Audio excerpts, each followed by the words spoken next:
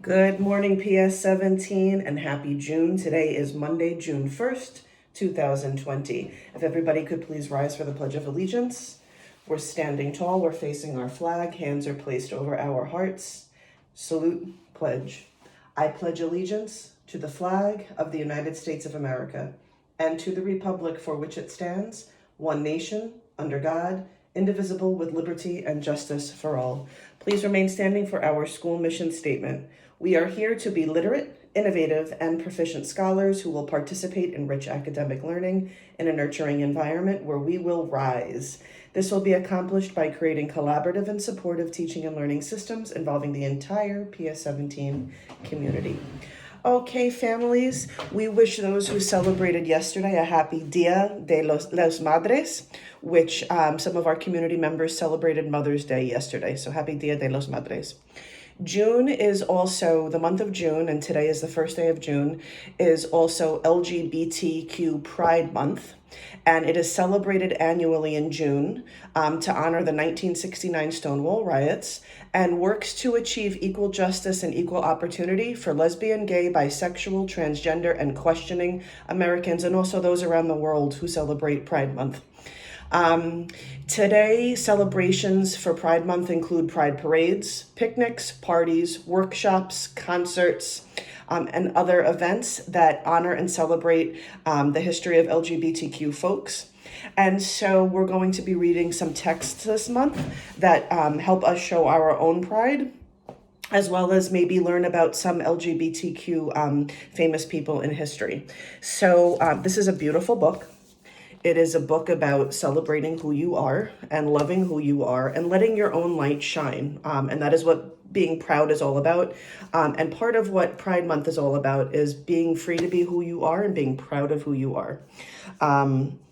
We're going to get introduced to Cornelius J. Sparklesteed, who's really a unicorn, but he's living in a town where there's sort of prejudice against unicorns and nobody wants people to be a unicorn. So he hides who he is. And that doesn't make him a happy person. He tries to be the best he can be, but he really just wants to let his light shine and let everybody know that he is a unicorn. So it's by Jason Tharp.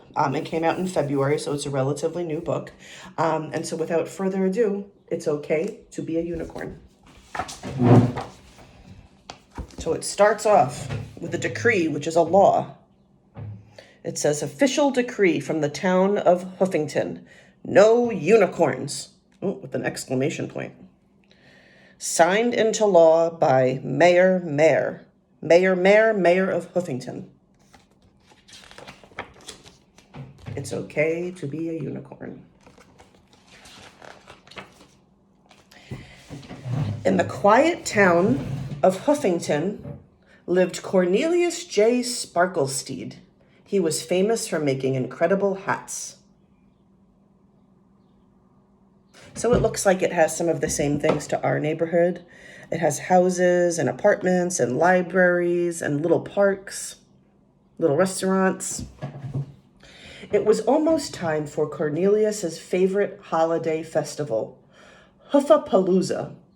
Hoofapalooza was about everything horse-tastic, and it always had a special final performance. Last year, Bonnet pulled a statue of Abraham Lincoln across a field. The year before, Clyde stomped the alphabet. For this year's Hoofapalooza, Mayor called Cornelius to town hall for a special request. I want the most un-unicorny hat you can make, the mayor said. All Cornelius could think to say was, sure, Mr. Mayor. He went home to get started. As Cornelius worked, he thought about how Hoofington's horses were nice to every horse, except unicorns. They said lots of mean things about unicorns.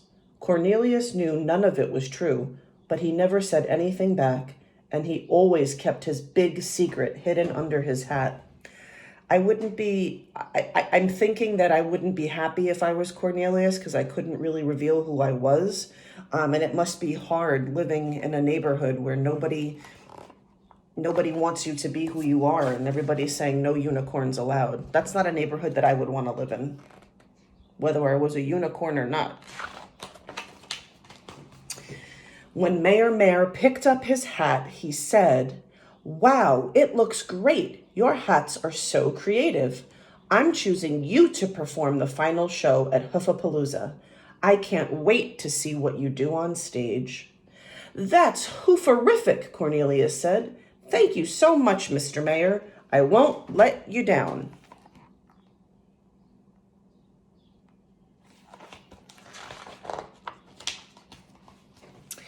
On Monday, Cornelius stopped by his friend Tilly's donut shop.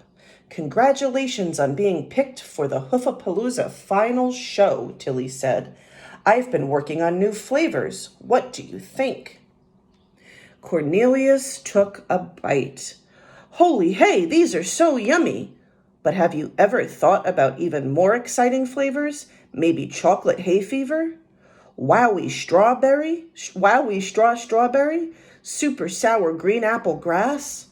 Tilly looked thoughtful.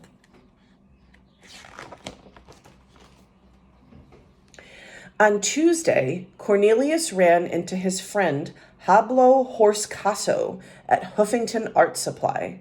They both wanted the last tube of Sparkle Bright Blue, so they agreed to share it. "I need that blue for my mural for Hoofapalooza," Hablo explained. "I feel like it's missing something." "Have you thought about adding a double rainbow?" Cornelius said. "No, wait, a triple rainbow?" Hablo looked thoughtful.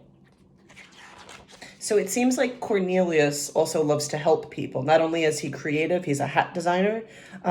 Even though he's right now hiding who he is, like his unicorn horn is under his cap, he's hiding who he is. But he seems still like the type of person that wants to be super creative and super helpful to his friends in the neighborhood.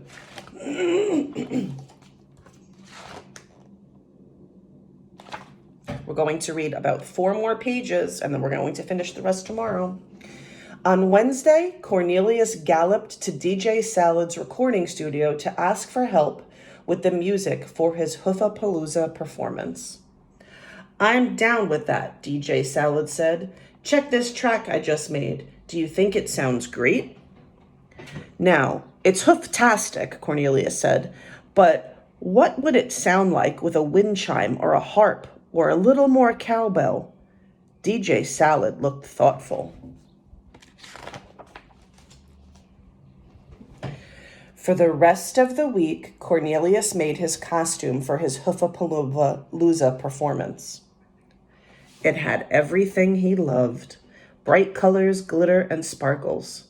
While he worked on his costume, Cornelius tried not to think about all those mean things Mayor Mare and the other horses always said about unicorns. So this is where we're going to leave off today. We've gotten introduced to Cornelius, who's our main character. We know he's a unicorn, and we know that he's not living his true self. He's hiding the fact that he's a unicorn, and he's living in a neighborhood where there's some prejudice against unicorns, and so he's not able to really let his light shine and be proud of who he is. And so we're going to leave it here, right? He's getting really excited for this big show. And the other horses in the neighborhood know how creative he is. And so they're putting him on stage and they're saying, "We want a great performance, Cornelius. We want your most beautiful hat," right? But they also said your most ununicorny hat. So think about how Cornelius is feeling. He looks excited, but think about how he's feeling in his heart too. Like he's trying not to think about it. And let's make a prediction as to what might happen when we get to the day of the show. Think about what might happen. PS 17, love who you are, love each other, make the world a better place today by being proud of who you are and by doing something good for somebody else. Let's live a proud life today. Let's be who we are today. Let's love each other and love ourselves today. Have an awesome day, and remember, as always, we love you.